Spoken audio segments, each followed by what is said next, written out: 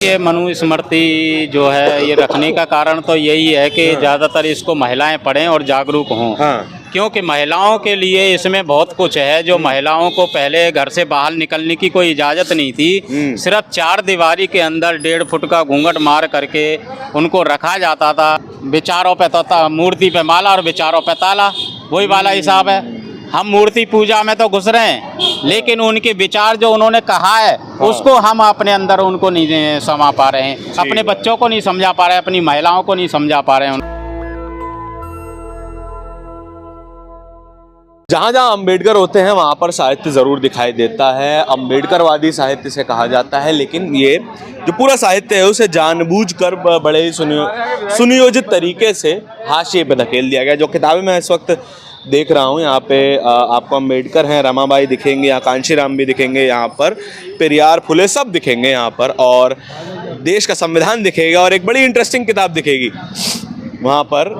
केसरिया रंग की किताब, नाम लिखा है मनुस्मृति। और वो किताब जिसको अम्बेडकर साहब ने जलाया और कहा कि ये इस एक किताब की वजह से एक पूरे बड़े समाज के अधिकारों का हनन हुआ है। लेकिन यहाँ पर आज अशोक विजयदशमी है, अम्बेडकर भवन के ठीक सामने ये किताबों का स्टॉल लगा है। आज विशाल धम्म दीक्षा ली जा रही है और ये किताब यहाँ पर बिक रही है। जो लोग व्यक्ति इस किताब को बेच रहे हैं और सारी किताबों को बेच रहे हैं, उनसे बात करेंगे। नमस्कार सर, क्या नाम है आपका? मेरा नाम कैलाश निर्मल है, मैं मंगोलपुरी दिल्ली से हूँ। अच्छा, हाँ जी। आपकी ये सारी किताबें हैं, आप बेच रहे हैं किताबें, और उसमें से एक मनुस्मृति भी है। मनुस्मृति रखने का क्या विशेष कारण है? देखिए, मनुस्मृति जो है ये रखने का कारण तो यही है कि ज़्यादातर इसको महिलाएं पढ़ें और जागरूक हों। क्योंकि महिलाओं के लिए इसमें बहुत कुछ है जो महिलाओं को पहले घर से बाहर निकलने की कोई इजाज़त नहीं थी। सिर्फ 4 दीवारी के अंदर 1.5 फुट का घूंघट मार करके उनको रखा जाता था। एक कहने का मतलब यह है कि सिर्फ उनको एक बच्चे बनाने की मशीन समझा जाता था, बाकी उनको और कुछ नहीं। ना किसी व्यक्ति के सामने बोलने का कोई अधिकार था, ना घर से बाहर जाने का अधिकार था, ना कोई पढ़ने लिखने का अधिकार था, ना किसी की बराबरी पे बैठने का अधिकार था। तो ऐसी किताब को बेचना का है, इसको जला देना चाहिए फिर ऐसी किताब को? तो नहीं, देखो, जला देने से ही कि वो चीज़ ख़त्म नहीं हो जाती जब तक हम व्यक्तियों के अंदर विचारधारा को नहीं लाएंगे, उस चीज़ को नहीं लाएंगे।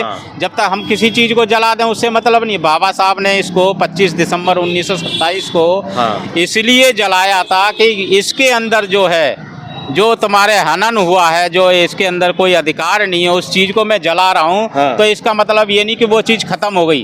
जब तक हम उस चीज़ को अपने अंदर नहीं, उनके विचारों को अंदर नहीं लाएंगे, जब चीज़ वो ख़त्म नहीं होगी। हमें पता होना चाहिए कि हम लड़ किससे रहे हैं। हाँ, यही तो इस चीज़ में है कि हमें जब तक हमें इसको महिलाओं को या पुरुषों को नहीं पढ़ाएंगे, पुरुषों के लिए भी है इसमें, पुरुषों के लिए भी उनके भी अधिकारों का हनन हुआ है। उन्हें भी कोई अधिकार नहीं था, बढ़िया मकान बनाने का अधिकार नहीं था, पढ़ने लिखने का उनको भी कोई अधिकार नहीं था, बढ़िया कपड़े पहनने का अधिकार नहीं था, बड़ी बड़ी गाड़ियों में घूमने का अधिकार नहीं था। ये सारा कुछ इस मनुस्मृति के अंदर है जो हमारे अधिकारों का हनन किया है उसने। लेकिन ये तो बाबा साहब की देन है, जो मनुस्मृति के बाद जो ये भारत का संविधान बाबा साहब ने, तो सारे अधिकार हमें उसकी वजह से मिले। आज मैं यहाँ पर स्टॉल लगा रहा हूँ तो आपने उसी संविधान के ठीक बगल में मनुस्मृति रखी है, और दोनों ही बिल्कुल एक दूसरे से उलट किताबें हैं। हाँ जी, हाँ जी। देखो, संविधान के अंदर आज आप मेरा इंटरव्यू ले रहे हैं, तो ये भी संविधान की देन है। ठीक बात है, आप भी बोल रहे हैं तो ये भी संविधान की देन है। आज मैं बढ़िया कपड़े पहन कर या सूट बूट में खड़ा हूँ तो ये बाबा साहब की देन है, और किसी की देन नहीं है। मुझे पढ़ना पड़ेगा, समझना पड़ेगा, और समझ करके मुझे अपने विचारों को उनको दूसरों को बताना पड़ेगा कि आपको किस चीज़ में आपकी किसकी भलाई है और किस में आपका नुकसान है। यानी अंधविश्वास, पाखंडवाद में आपका कोई आपकी समस्याओं का अभी तक कोई हल नहीं हुआ है। लेकिन आप जब बाबा साहब को पढ़ोगे, उन महापुरुषों को पढ़ोगे, तो आप जानोगे कि वाकई में हम एक जो भटके हुए थे, आज हमने इनको पढ़ करके एक सही रास्ता चुना है। अच्छा, तो ये बताइए कि जैसे अगर मनुस्मृति अगर हम लोगों को बेच रहे हैं, पढ़ा रहे हैं, ये भी तो हो सकता है कि प्रभाव पड़ जाए लोगों के ऊपर मनुस्मृति का? हाँ जरूर पड़ेगा, लेकिन हमें अगर उनको समझाएंगे सही तरीके से। देखो पढ़ते तो बहुत सारे लोग हैं किताबों को, हाँ। लेकिन उसके अंदर जो जानकारी जो उनको लेनी चाहिए वो चीज़ नहीं लेते ना।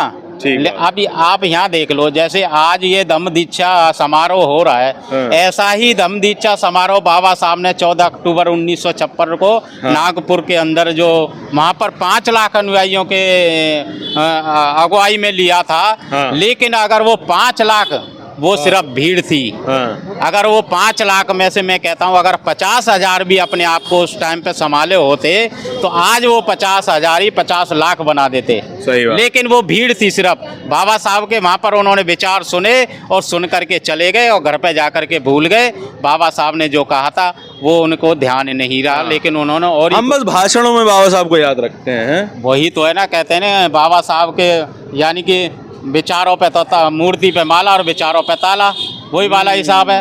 हम मूर्ति पूजा में तो घुस रहे हैं, लेकिन उनके विचार जो उन्होंने कहा है उसको हम अपने अंदर उनको नहीं समा पा रहे हैं, अपने बच्चों को नहीं समझा पा रहे हैं, अपनी महिलाओं को नहीं समझा पा रहे हैं उनको। जब हम खुद ही नहीं समझ रहे तो उनको कहाँ से समझाएंगे। सबसे पहले तो हमें समझना पड़ेगा ना उनको, हमें पढ़ना पड़ेगा, हमें जानना पड़ेगा कि उन्होंने क्या क्या क्या हमें अधिकार दिए, कितनी उस समय उन्होंने हमारे महापुरुषों ने संघर्ष किया था। जिस समय हमारे परछाई से भी इतनी नफरत थी, एक जानवर से प्यार था, लेकिन हमारे लोगों की परछाई से नफरत। उन्हें पता ही नहीं होता था कि सर्दियों की धूप और गर्मियों की छाँव क्या होती है। उन्हें पता नहीं होता था कि बदन में 2 वक्त का खाना नहीं मिलता था, बदन पे कपड़े नहीं होते थे, फिर भी हमारे महापुरुषों ने इतना संघर्ष किया उस टाइम पर, उन्होंने हिम्मत नहीं हारी। तो आज तो हमारे पास सब कुछ है, तो हम क्या नहीं कर सकते। बिल्कुल ठीक बात है।